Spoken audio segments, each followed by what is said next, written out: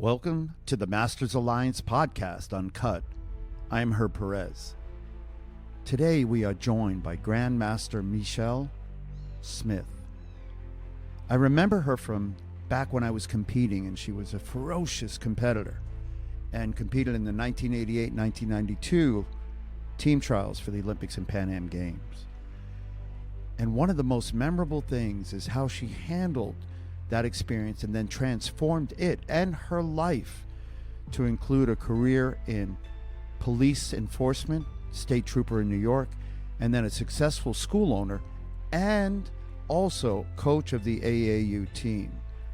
She also continues to compete, and she competes in the USA Masters and travels around the world with people just like her who enjoy the passion and the sport of taekwondo. So relax, sit back, strap in for another terrific podcast.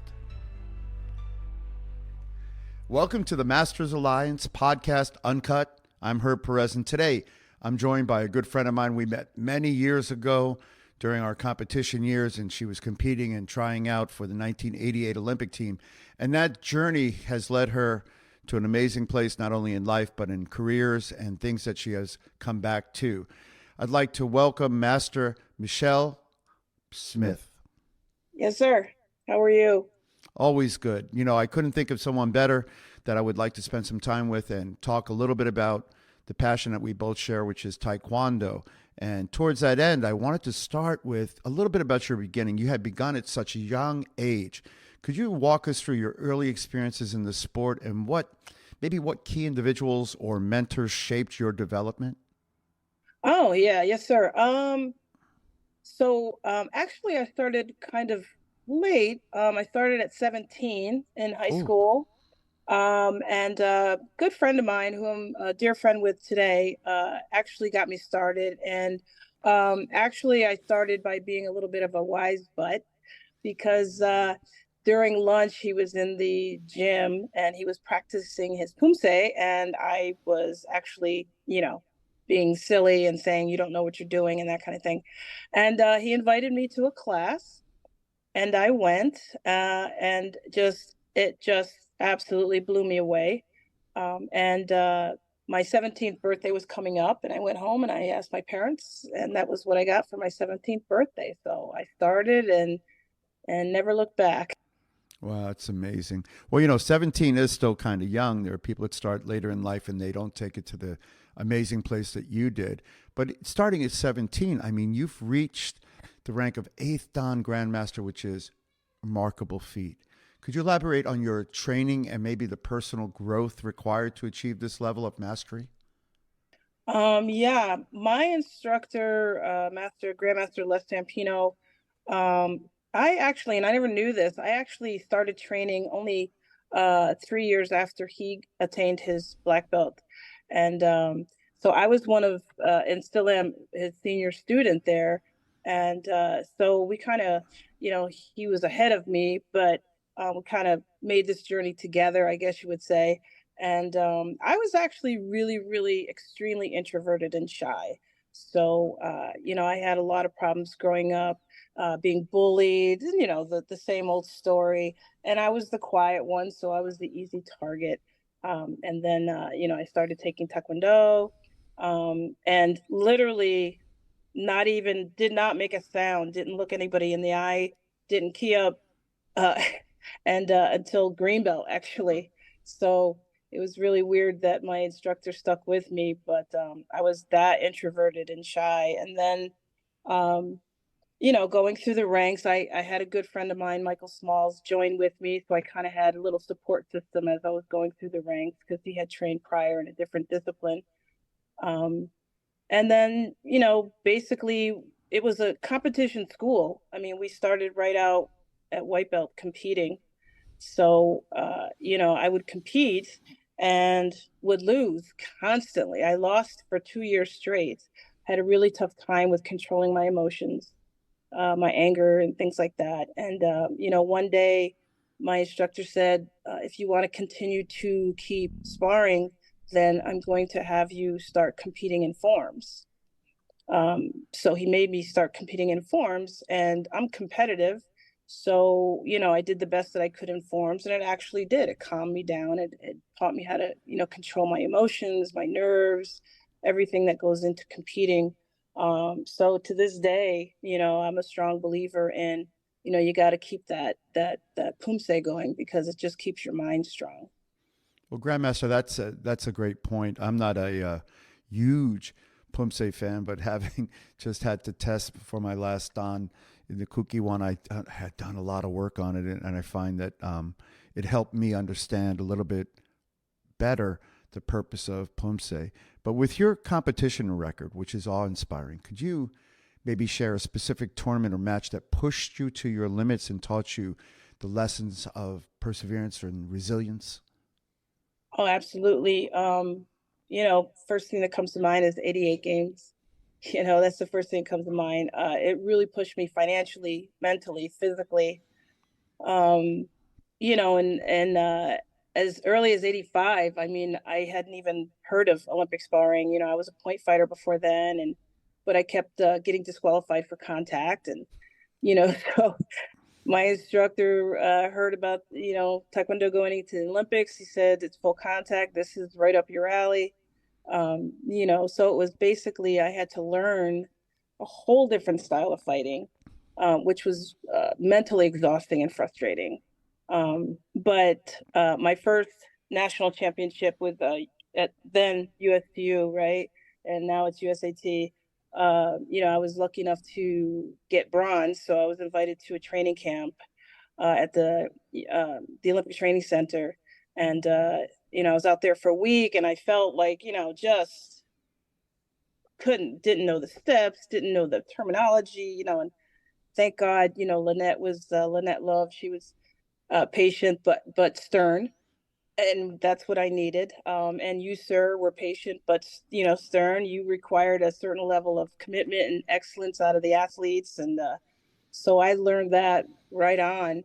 And when I got home, I just committed myself to learning and getting all this stuff down. And then in '87, I was fortunate enough and blessed enough to take that national title in '87, and that kind of got things going. And I said, maybe I can do this, and just started training. I was working full time, but I just devoted as much time as I could to training. I would get up at 3, 4 o'clock in the morning and go do a run. I hate running. I used to have someone make sure I got up and went for a run, and then I would go work my job, and I would come home and take a shower and go to the dojo and start training again. And anytime I could go away, I used to go away and train with Lynette. I used to go away and train with Kim Dotson. Anytime I could go away, because it wasn't very popular around here, so I didn't really have people to train with. And then the 88 came. Because I was 87 national champion, I could bypass nationals and go right to trials. I did that. Team trials, I thought, was probably the most physical thing I've ever done in my life. You have to be in top shape, because you're just fighting, 3 rounds, 3 minutes all day long. And I was fortunate enough to wind up being the top fighter at team trials. And then it came down to me and Sharon, which we were rivals, we battled. And, and at that time, and sir, at that time, you don't like your competitor, you do everything you can to I used to put her picture up on the wall, and this is why I'm training, and blah, blah, blah. And it came down to me and her at the finals. I was the top player going into finals, and that was in North Carolina. And we battled, and I really felt strongly that I won the match. She's a tremendous fighter. I respect her, her ability, her past, her present. She's a legend. But as an athlete, I'm a competitive athlete, and I felt I won. I felt I won that spot for '88 Olympics. No disrespect to her. And so that kind of broke me when they rose her hand. I was, I felt confident that I took the matches, and it did. It broke me. Uh, but I went over after and I shook her hand. I congratulated her. I wished her good luck. and she was very gracious to come later to my room and invite me down to the athletes party, and I thought that was really nice on her part. And we spoke before, sir. You came, and you were willing to give me the down dirty as to why I lost, and I accepted that and I respected that, and and life goes on. I mean, those are great words. And that's what made you a great competitor. You were willing to do what was necessary, accept the outcome, even though you may not have agreed with it. And I found myself in a very similar place in 1988. And so it's hard, difficult, if not impossible for some to make that transition. But you made that transition and used that energy and time to become a better athlete and a better Taekwondo Sabum and Grandmaster. You've made a successful transition from being a competitor to a coach. And maybe it's in part to some of the experiences you've had, but what are the unique challenges that you faced in adapting to this new role? And how did your experience as a world-class athlete inform your coaching methods? I think, once I made the transition over to coaching, it was nice because the AAU actually approached me and asked me if I wanted to be on the national coaching staff, and that's really the first time I was like, you know, am I good enough to be on the coaching staff and that kind of thing. And but I accepted the position, and I'm still on the national coaching staff now. And um, I think for me, it's constantly trying to better myself and my knowledge so that my athletes get the best training that they can. I will bring them anywhere they need to go. I know some people are afraid to do that. They're afraid to kind of get their students out, seeing other people. Sometimes they're afraid they're going to lose that athlete. I've lost a couple of athletes because of it. And you know what? If they felt they needed to go somewhere else, that's okay. That's okay. And I still see them and I still say hello to them and that kind of thing. So, but I feel if I'm going to be the best coach that I can be for my athletes, I need to constantly be learning and adapting because, sir, today's rules, they change. They change all the time. And there's always a counter to last week's, approach. And there's always a new move to something. So, I take as many seminars as I can. I stay up on the new rules as much as I can, and like I said, and I bring them wherever they need to go because they need to grow as athletes and they need to get out there and see what's out there. And that's a hard philosophy for a lot of coaches, and having coached for a long time back from where we're both from, and the amount of time that we invest in an athlete, and the amount of energy that we invest in an athlete, it's difficult when that happens. I was always fortunate to stay loyal, and you've been very fortunate, and people around you because you stay loyal to the people who have helped you, and I see you still interacting with them. And that leads me to my question about your coaching philosophy, which seems to be rooted both in mental and physical development. Can you elaborate maybe on how you integrate these aspects to create a well-rounded Taekwondo practitioner? Yeah, I try as best I can to get them to understand because as you know, sir, the mental game is probably 95% of it. I've seen people, I'm not really gifted. I tell people all the time, I'm not a gifted person. I'm not extremely flexible. I think with me, it was more the will. I had the will. I believed in myself. I knew I could do it. Even with limited flexibility, a lot of people didn't know that I have severe scoliosis. I was born with that. So it really impacted my left leg a lot. So I adapted by developing a good punch, good spins, that kind of thing. Um, but a lot of people didn't realize that, my left leg was really, off. So the mental game, I think, is what I push on my athletes, and of course, they've got to train. They've got to train. They've got to be physically ready. But you can be physically ready and not mentally ready. And you really need to be mentally ready. That has to be there, and you got to be able to control those nerves and control those voices in your head saying, my legs are heavy, and that kind of thing. And so I try and get them sports psychologists. I try and get them to come in and talk to them a lot. Whenever I see something, I'm a big, I'm not a big basketball fan, but I'm a big Kobe Bryant fan. His philosophy and his approach was just amazing. And I take a lot of what he would say, and if I get a blurb, and I'll just post it to my competition page, and this is what coach was talking about the other day, about how to control those nerves, or this is what I was talking about the other day about when you're mentally frustrated and you're tired, how do I overcome that in the middle of a round.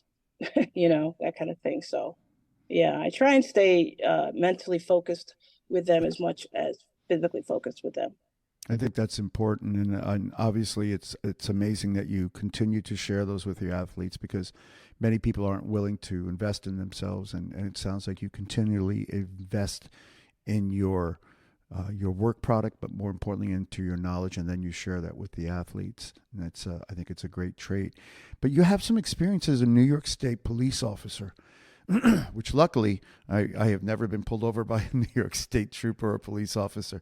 But could you delve into the specific skills or mindsets that you developed during that time, and how it translated into your martial art instructing and leadership roles? Oh yeah, when after the '88 games, I went into the state police, and it's a 6-month training academy. And it was very tough. It was extremely tough. And just like the athletes of old and the athletes of new, same thing. Troopers that have gone through, they say, "Oh, your class was easy," and then the next class goes through, and then we say, "Oh, your class was easy," that kind of thing. So, but it was physically and mentally demanding. It was 6 months, but I never we had to stay at the academy for that week, and we get to go home on the weekends. And basically, when you go home, you have to study because your academics have to be there. You have to learn every law in New York State, not just in your municipality, but everywhere. So there was a lot of studying involved. But I always made sure Friday, 5 o'clock when we got out, I had my dobok in the car, and I would drive right to my dojang, because I know if I didn't, I wouldn't go. I would be too tired, or I would, that kind of thing. So I always made sure as soon as I got released, I went to my dojo to train first. And then the rest of the weekend was dedicated towards studying, that kind of thing. And then I think it really helped me going into the '92 games. I did the '92 Pan American Games championship, and it really helped there because my mindset was a little bit different from '88. My mindset going into '92 was, I'm going to make every win clear, clear as gold, so they couldn't take it away from me. So those team trials, I was much, much more physical and focused on demanding and commanding my matches, I should say. So there was no doubt. So I made that team, and I was fortunate enough to take gold in '92 at the Pan Am Games championships. So, I think the 6 months of police work and the training, and then a little bit out on the road, and once I got off the '92 games, I became one of the first defensive tactics females for the state police that actually passed the DT test, like the guys did. So I was kind of proud of that. And I was a DT instructor for a long time. So the taekwondo kind of played a good role when I was teaching the recruits, because I could teach it from that angle a little bit. The guy that I worked with was open to me teaching a little bit from my point of view. And then, my school, even though it's traditional half sport taekwondo, I also include other things. I include boxing, I include hand-to-hand, I include weapon detentions. So gun and knife weapon, retentions, you know what I mean? And I feel like, even though today's game obviously is a lot of legs, obviously, and we don't do a lot of upper body, just punching to the body and stuff like that. But, in reality, where are we going to get hit, right? I mean, we're going to get punched, right? And sometimes we're going to get punched in the back of the head, or, that kind of thing. So I try and keep that kind of balance, realism into the training as well. And that leads me into my next question because you answered two of my other questions in your first, which was great. You have a unique background as a law enforcement and a martial artist. How has that enriched your ability to connect and inspire students from diverse backgrounds? Yeah, because, as a police officer, we're not always surrounded with the best people, right? Um, you know, and we're constantly, you have to deal with people from different backgrounds and different ideologies. And I've learned to speak to somebody respectfully, right? And that's the taekwondo thing. And as a police officer, when I had a tough arrest or I had a tough a case or anything like that, I always remember that I would always speak to that person respectfully first because they're going through something. They're angry about something and they want somebody to listen. I might still have to arrest them, but they want somebody to listen. They want somebody to hear them, and I always kind of remembered that, you know what I mean? And so when people come into my school, I literally have uh, across the spectrum as far as diversity in my school, and I'm really proud of that. Men, women of all kinds of backgrounds, races, and religion. And I always make sure that my school is inclusive and I've run a couple times where I've had to speak with somebody about language, dealing with race or different backgrounds, and I tell them instead of assuming something, learn something from that person, learn something from their background, because we can all learn something from our backgrounds, right? And we learn that we're a lot closer than we think we are. You know what I mean? So, yeah. So dealing with law enforcement and dealing with all kinds of people in law enforcement, and also as much traveling as I do as an athlete, and I deal with a lot of people from different backgrounds. It really, really helps. And you now and have for a while owned your school and your business, and that comes with its own set of challenges and rewards. Could you share maybe some of the key lessons you've learned as a business owner in the martial arts industry? The first thing, which was the hardest thing, is know your worth. Know your worth. Don't be afraid to ask for what you feel you are worth. Um, and also, I'm a female in a man's world, and it takes a lot for a guy to come in with his son and say, I want you to teach my son taekwondo.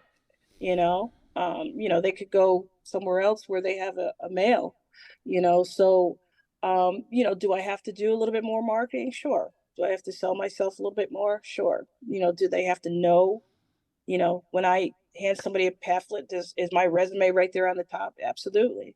Because I know I have to put that extra, mile in there to get that person to understand that, yes, I know what I'm doing and I can teach your son or I can teach your daughter, that kind of thing. So that's a little bit of a challenge, but at the same time, I love challenges. I accept the challenge, and I'm grateful I've been here for 26 years.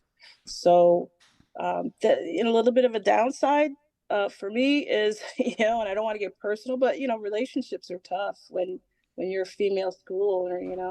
I was married to a wonderful man, uh, but it just didn't work out. Because I travel a lot, I'm busy, and it's a reverse role. It's like you see a lot of taekwondo gentlemen and their wives, they're more than willing to go. They're more than willing to go on the trip, and I don't want to say take that back seat, but they're there to support. You know what I mean? But it's tough for a guy to do that. And we've had conversations about that, and I try and understand that, but I also had try to make him understand that this is what I do for a living. So that part is a challenge. It's tough. Yeah, I no doubt. It's what you said in the beginning was interesting and resonates with me because when you look at how much time and energy we spend as instructors and becoming masters and grandmasters of our craft, we spend more time than doctors spend becoming doctors. And so I always counsel people and give them advice. Charge what you're worth. Charge what the market will bear because that's the amount of time. And so much to the fact that these days, even when I receive new members, I interview the parents and the child and evaluate them. And at the end of that meeting, I make a decision or not whether I'm going to take that student. And I don't take everyone. And I tell them up front, we're evaluating you for membership in our school, and we don't take everyone. If you're not a good fit for my community, we're not going to take you. And that's not a commentary on you, it's a commentary on us and how we build our community. We'll refer you to someone else if you're not a good fit for us.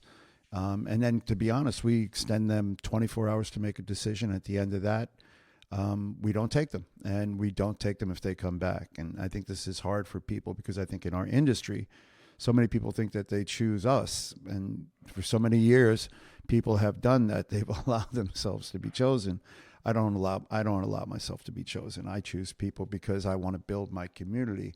The most valuable thing I have is the community that I build. But I became aware that you're doing instructional videos, and they've reached quite a wide audience. Could you discuss the production process and the feedback you've received from your viewers, and then how do you measure the impact of these resources?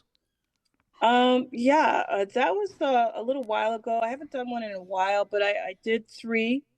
And I guess, do you remember, we all remember Billy Blanks, right? And his videos and things like that. And I remember he was a good friend of mine. I fought on the same circuit as he did and everything.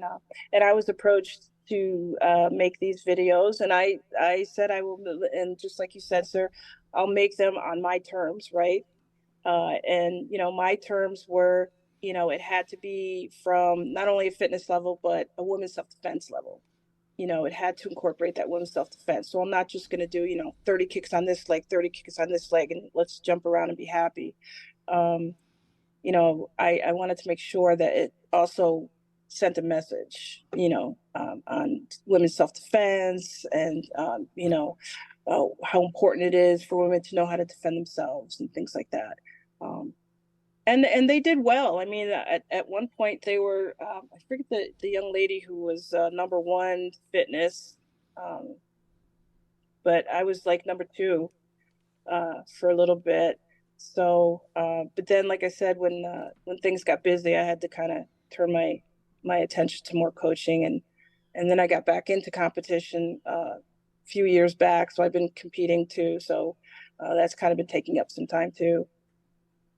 Is there any advice you would give aspiring entrepreneurs in the martial art world who are looking to create their own business or instructional materials? Oh yeah, I mean, basically know your demographics.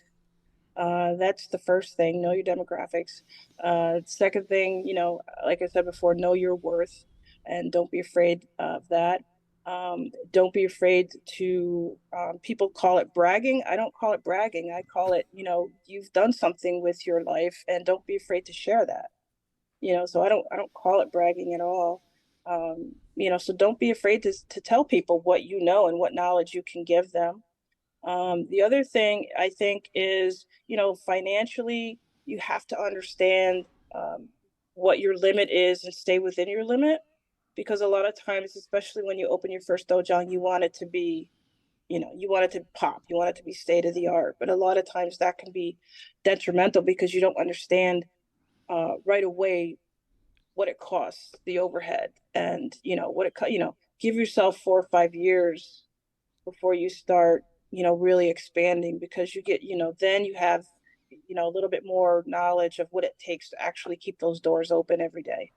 You know what I mean? So, I've seen people open and close within 5 years just because they started out just way too big, way too, unless you got financial backing, that kind of thing. I didn't have any. So, I started small, and as I grew, I broadened my horizons, that kind of thing. So. You've received a lot of honors and accolades throughout your career. What are the ones that you remember or the ones that you cherish most deeply, and why? I think, believe it or not, um, I've been inducted in the Hall of Fame 3 times, but I think the last one was the most uh, personal to me because it was from my hometown. You know, um, they approached me. I live in Schenectady, New York, and not too many people know where that is, but um, you know, I was on that list for the longest time, and I finally got the call, and they were like, it's your year. And then, unfortunately, my parents were gone at that point. I was hoping that they would still be here, but I think that was the most personal one for me because, I had people in the audience, family and friends and things like that, and it was really nice. So I think that was one of my top accolades, I think, if I had to choose one.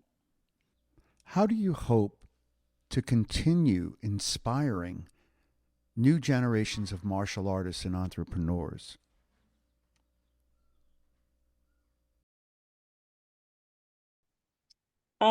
Right now, believe it or not, I feel that I am inspiring older athletes because I'm on the Masters team, U.S. Masters team, um, and a wonderful, wonderful human being and martial artist.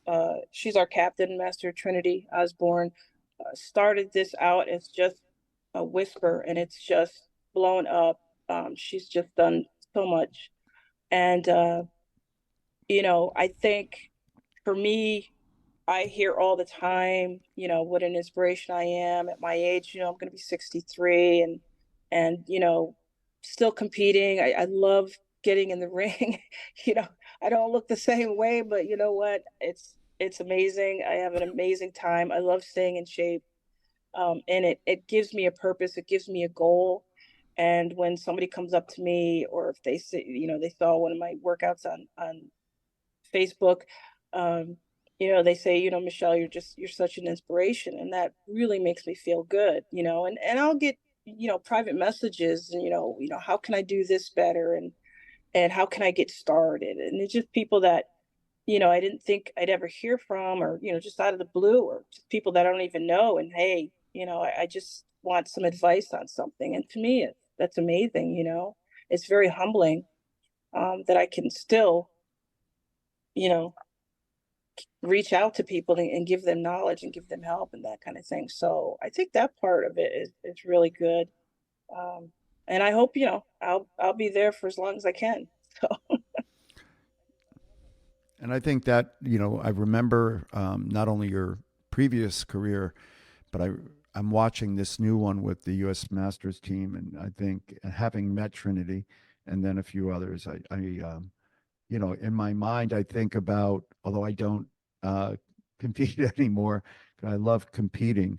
I just don't compete anymore. But every time I see you guys, I kind of inspires me to think a little bit about it, and I should, but we would love it. I know, but maybe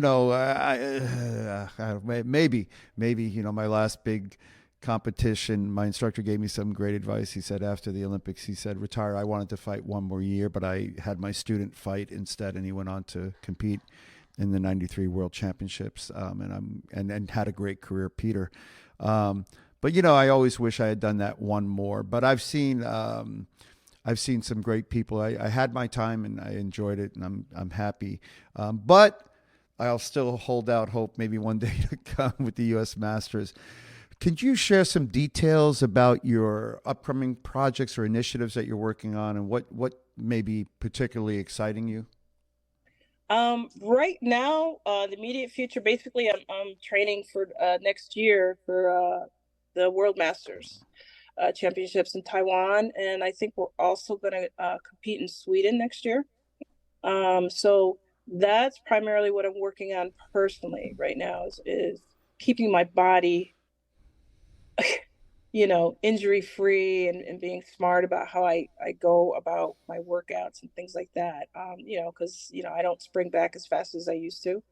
Um, and also, you know, embarking on, again, more coaching, I think so, coaching and getting ready for next year. And I think, and I said it last year in Korea, I fought Korea last year, and I said, this will be it. But something about that world title, that world at the beginning of something, it really makes you want to get out there one more time. That brings me to maybe one of my final questions. How do you envision the future of Taekwondo, and what role do you see yourself playing in its continued growth and evolution?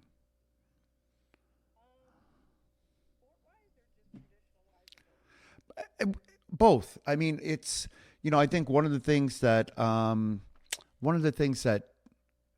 I always think about is the legacy of what we do. It has given us all such a tremendous gift. And then those of us who continue, as you have, to expand ourselves and give back to the sport, I think are the majority of Koreans stop competing, they stop teaching, they stop doing anything unless they just don't, to be honest, have another way to make money. So the Koreans that came up with us, these great players that I respected, they just stopped doing taekwondo. They don't kick. They don't kick targets. They don't kick anything. And they liked the outcomes or the goals, but they didn't necessarily like the process. And you seem, just like most of us that are continuing to do it, to enjoy the process. So for you, I always prompt my guests to think about, and they, not that they haven't, but what is your role in that and the continuing growth and evolution, and to speak frankly, with the current set of rules, which are, not rules that I would like, and certainly I'm imagining and remembering your fighting, can't imagine that you love them. So that's my own battle to fight, and I have my own feelings about the WT and how it's being handled and who's leading it. But in your situation, you're such a positive individual. What do you see as your place in the future of our sport and art, and what do you think that you'll do to help its growth or evolution? I feel like I think for me, I want to help other uh, young entrepreneurs, who are looking to open schools, or I love that process of mentoring them. There's a young man in the area right now who is opening a school, and he comes to me a lot for a lot of advice.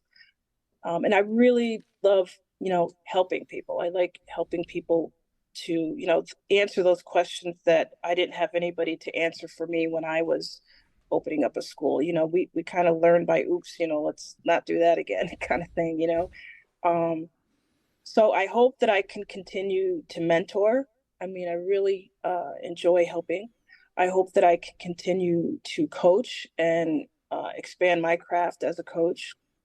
I do like uh, coaching on a national level.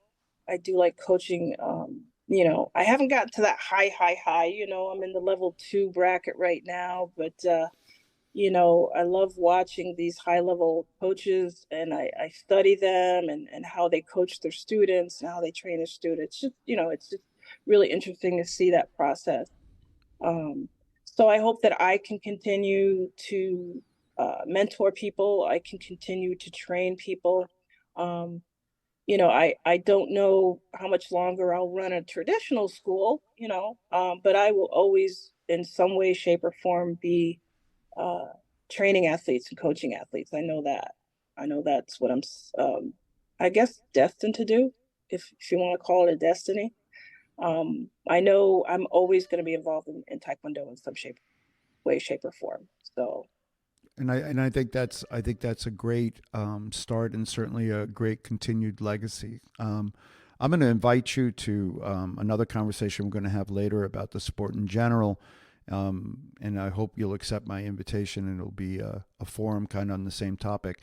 But I'd like to extend another offer to you. We've developed a conversation and then an educational program on something that might interest you and others. And it's what does it mean to be a modern day master, and what are the skills that we as instructors should have and share with our students and with our athletes, and then obviously with our contemporaries and people that we're helping. And so I think it would be interesting for you, and I think we'd love your input on it as well. So I'll send you some information on that so we can circle back on that. But I just wanted to say thank you for today, because when I thought about you, and I can remember the stories that you remember, and your strength, your humility, and then you also came from a different competitive background, as a lot of our great athletes did. To be honest, most of our successful Olympians came from that arena, right? Arlene was one of the first, and Juan Moreno, and I competed in that arena, not to the extent that you guys did, but I competed in the what would have been called the point taekwondo competitions in the area. And I think that yielded great athletes who understood the balance of power versus speed and strategy.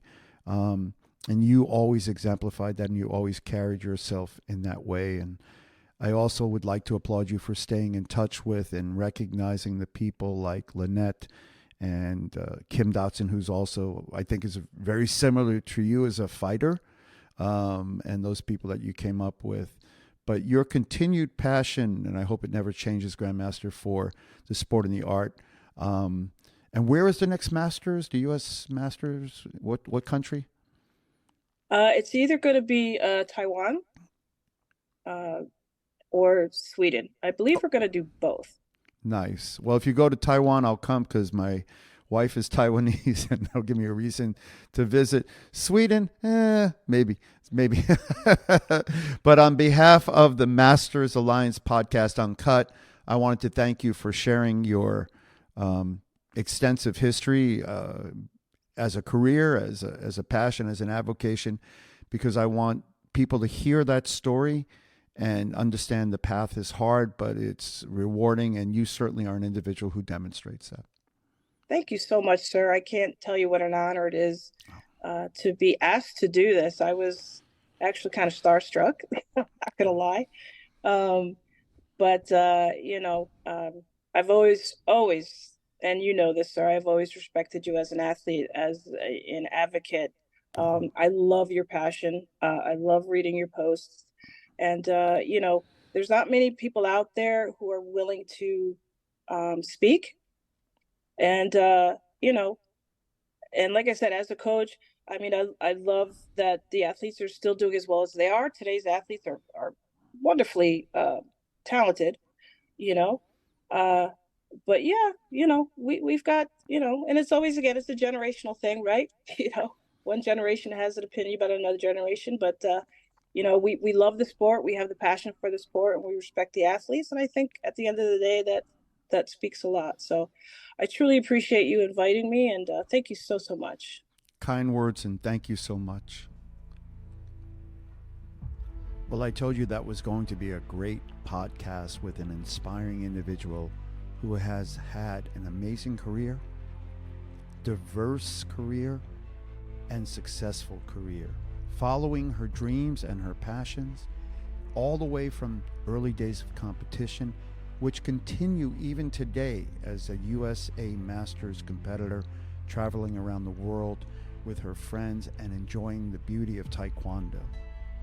She serves as an example of what role models should be in our sport and in our art, and what is available to you if you reinvest in yourself.